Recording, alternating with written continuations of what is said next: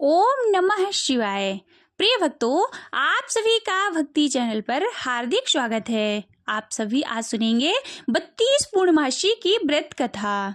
द्वापर युग में एक समय की बात है कि यशोदा जी ने श्री कृष्ण से कहा, हे कृष्ण, तुम सारे संसार के उत्पन्न करता, पोषक तथा उसके संहार करता हो। आज कोई ऐसा व्रत मुझसे कहो जिसके करने से मृत्यु लोक में स्त्रियों को विधवा होने का भय ना रहे तथा वह व्रत सभी मनुष्यों की मनोकामनाओं को पूर्ण करने वाला हो। श्री कृष्ण कहने लगे, हे माता, तुमने अति सुंदर प्रश्न किया है। मैं तुमसे ऐसे ही व्रत को सविस्तार पूर्वक कहता हूँ। सौभाग्य की प्राप्ति के लिए स्त्रियों को 32 अर्थात 32 पूर्णमासी का व्रत करना चाहिए। इस व्रत को करने से स्त्रियों को सौभाग्य संपत्ति मिलती है। यह व्रत अचल सौभाग्य देने वाला और भगवान शंकर के प्रति मनुष्य मात्र की भक्ति को बढ़ाने वाला है। यशोदा जी कहने लगी कि हे कृष्ण, सर्वप्रथम इस व्रत को किसने किया था, इसके विषय में सविस्तार पूर्वक मुझसे कहो। श्री कृष्ण कहने लगे कि इस भूमंडल पर एक अत्यंत प्रसिद्ध राजा चंद्रहास से पालित अनेक प्रकार के रत्नों से परिपूर्ण कातिका नाम की एक नगरी थी। वहां धनेश्वर नाम का एक ब्राह्मण था। इसकी स्त्री अति सुशील और रूपवती थी। दोनों ही उस नगरी में बड़े ही प्रेम के साथ रहते थे। घर में धन धान आदि की कोई कमी नहीं थी। उनको एक बड़ा दुख था, उनके कोई संतान नहीं थी, जिस वजह से वह बहुत ही दुखी रहते थे। एक दिन एक बड़ा तपस्वी योगी उस नगरी में आया। वह योगी वहाँ के सब घरों से भिक्षा मांगकर भोजन किया करता था, लेकिन उस ब्राह्मण के घर से भिक्षा नहीं मांगा करता था। एक दिन योगी गंगा के किनारे भिक्षा मांगकर प्रेम पूर्वक खा रहा था कि धनेश्वर ने योगी के सब कार्य किसी प्रकार से देख लिया। अपनी भिक्षा के अनादर से दुखी होकर धनेश्वर योगी से बोले, और सभी घरों में भिक्षा लेते हैं, परंतु मेरे घर की भिक्षा आप कभी नहीं लेते, इसका कारण क्या है? योगी कहने लगा कि आपके धर्म हमें इस बात की आज्ञा नहीं देता है, क्योंकि अभी आप गृहस्थ जीवन में एक सुख से वंचित हैं। आपके घर संतान ना होने पर मैं आपके घर की भिक्षा स्वीकार नहीं करूंगा। उन्होंने कहा कि जिसे संतान नहीं है उसके घर से भिक्षा लेने से मेरे भी पतित हो जाने का भय है। धनेश्वर यह सब बात सुनकर बहुत दुखी हुआ और हाथ जोड़कर योगी के पैरों पर गिर पड़ा तथा दुखी मन से कहने लगा कि आप मुझे संतान प्राप्ति का उपाय बताएं। आप सर्वज्ञ हैं, मुझ पर अवश्य ही कृपा कीजिए। धन की मेरे घर में कोई कमी नहीं है, लेकिन मैं संतान ना होने के कारण अत्यंत दुखी हूँ। आप मेरे इस कार्य का हरण कीजिए। यह सुनकर योगी कहने लगे, तुम चंडी की आराधना करो। घर पहुंचकर उन्होंने यह सब बातें अपनी पत्नी को बताई और खुद वन में चला गया। वन में पहुंचकर उसने चंडी की आराधना और उपवास किया। चंडी ने 16वें दिन उसके सपने में दर्शन दिया और कहा कि हे धनेश्वर, जा तेरे पुत्र होगा, लेकिन उसकी आयु सिर्फ 16 वर्ष होगी।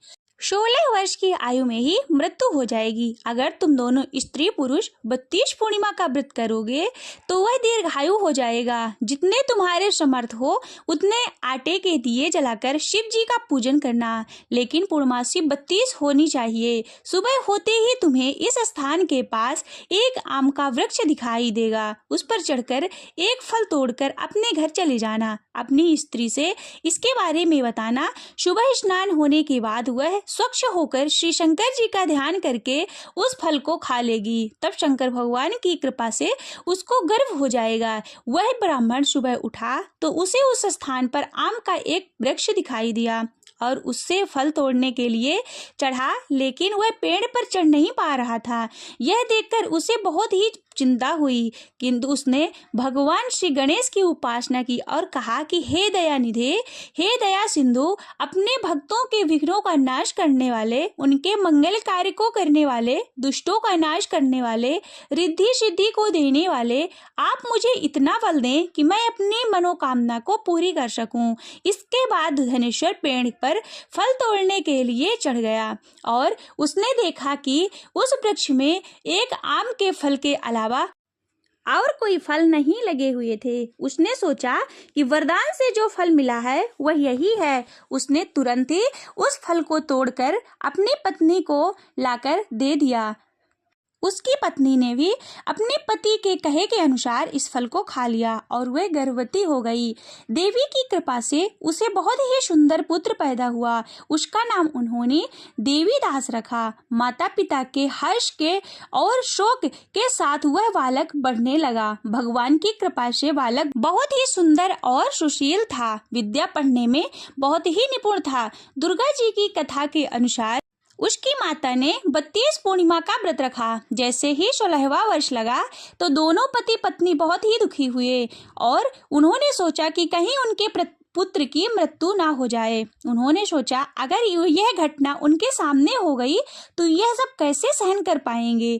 तभी उन्होंने देवीदास के मामा को बुलाया और 1 वर्ष के लिए देवीदास को काशी में पढ़ने के लिए भेज दिया। देवीदास अपने मामा के साथ एक घोड़े पर सवार होकर चल दिया। उसके मामा को भी यह बात पता नहीं थी। दोनों पति पत्नी ने 32 पूर्णिमा का व्रत पूरा किया।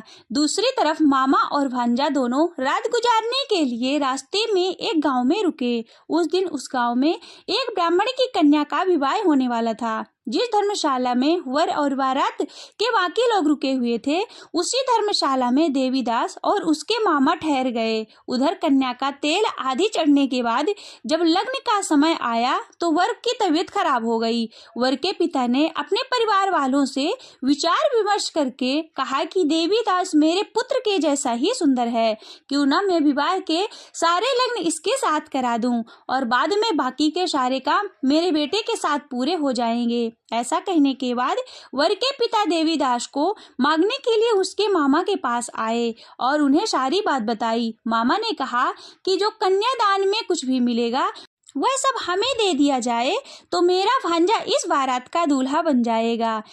वर के पिता की यह बात स्वीकार कर लेने पर उसने अपना भांजा वर बनाने के लिए भेज दिया। इसके बाद देवीदास का विवाह उस कन्या के साथ संपन्न हो गया। इसके बाद वह अपनी पत्नी के साथ भोजन न कर सका और मन में विचार करने लगा कि ना जाने ये किसकी पत्नी होगी। यह सोचकर उसकी आंखों में आंसू आ गए। तब वधू ने पूछा कि क्या बात है, आप इतने उदास क्यों हैं?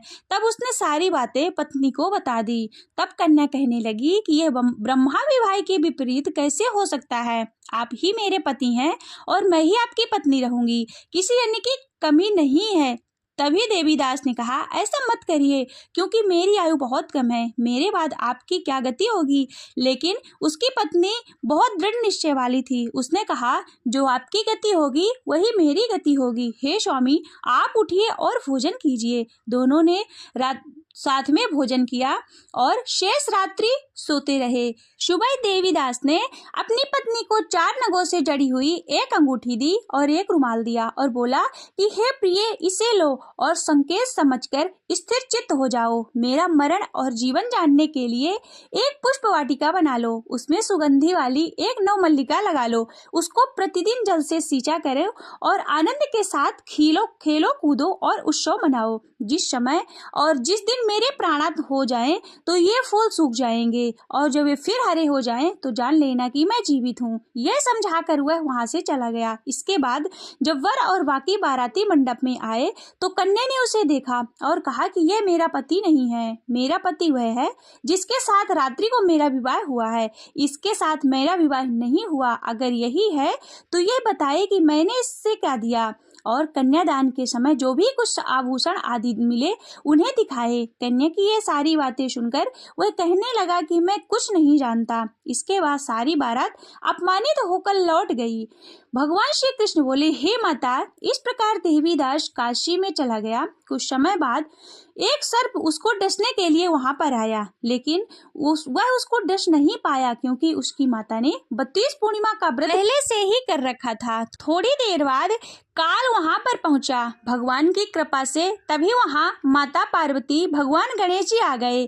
देवीदास को मूर्छित दशा में देखकर माता पार्वती पार्वती ने भगवान शिव से प्रार्थना की कि महाराज, इस बालक की माता ने पहले से ही 32 पूर्णिमा का व्रत कर लिया है, आप इसको प्राणदान दें।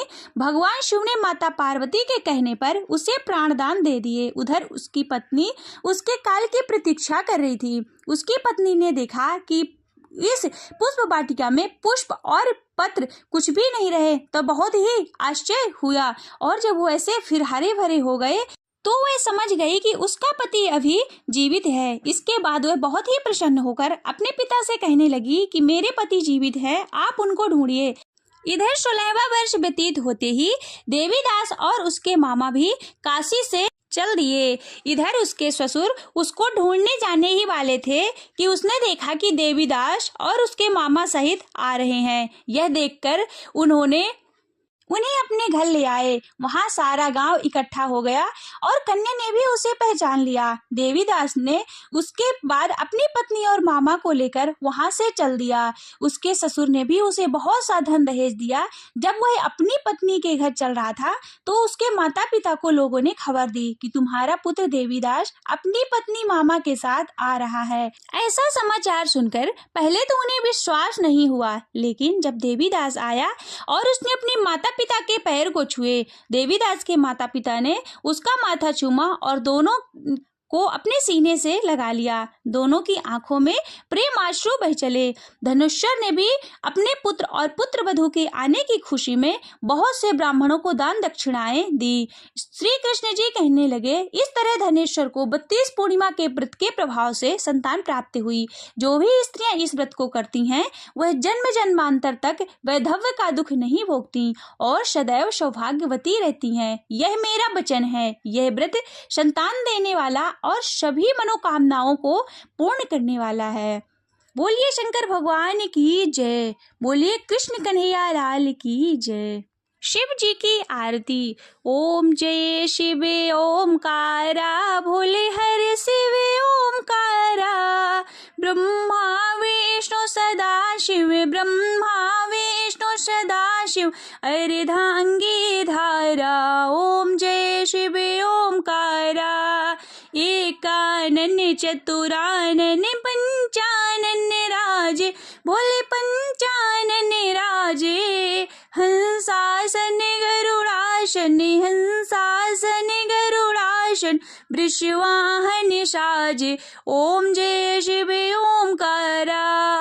दो भुज चार चतुर भुज, दश भुज अति सोहे, भोले दश भुज अति सोहे। त्रिगुण रूप निरखिता, त्रिगुण रूप निरखिता, त्रिभुवन मन मोहे। ओम जय शिव ओमकारा। अक्षमाला वनमाला, रुंडमाला धारी, भोले रुंडमाला धारी। चंदन मृग मद शोहे, चंदन मृग मद शोहे, भाले शशधारी। ओम जय शिव ओमकारा। श्वेतांबर पीतांबर, बागांबर अंगे, भोले बागांबर अंगे। शनिकादिक ब्रह्मादिक, शनिकादिक ब्रह्मादिक, भूतादिक संगे। ओम हरे हरे हरे महादेव। करके मध्य कमंडल, चक्र त्रिशूल धरता, भोले चक्र त्रिशूल धरता। जग करता जग हरता, जग करता जग हरता, जग पालन करता। ओम जय शिव ओमकारा। काशी में विश्वनाथ विराजत, नंदी ब्रह्मचारी, भोले नंदी ब्रह्मचारी। नित्य उठे भोग लगावत, नित्य उठे भोग लगावत, महिमा यति भारी। ओम जय शिव ओमकारा। ब्रह्मा विष्णु सदा शिव, जानते अविवेका, भोले जानते अविवेका। प्रणवाक्षर के मध्य, प्रणवाक्षर के मध्य, ये तीनों एका। ओम हरे हरे हरे महादेव। त्रिगुण शिव जी की आरती जो कोई नर गावे, स्वामी जो कोई नर गावे, कहत शिवानंद स्वामी भजति हरि हर स्वामी, मनवांचित फल पावे। ओम जय शिव ओमकारा, जय शिव ओमकारा, भोले हर शिव ओमकारा, ब्रह्मा विष्णु सदाशिव, ब्रह्मा विष्णु सदाशिव, अर्धांगी धारा। ओम जय शिव ओमकारा, ओम जय शिव ओमकारा। नमः पार्वती पतये, हर हर महादेव।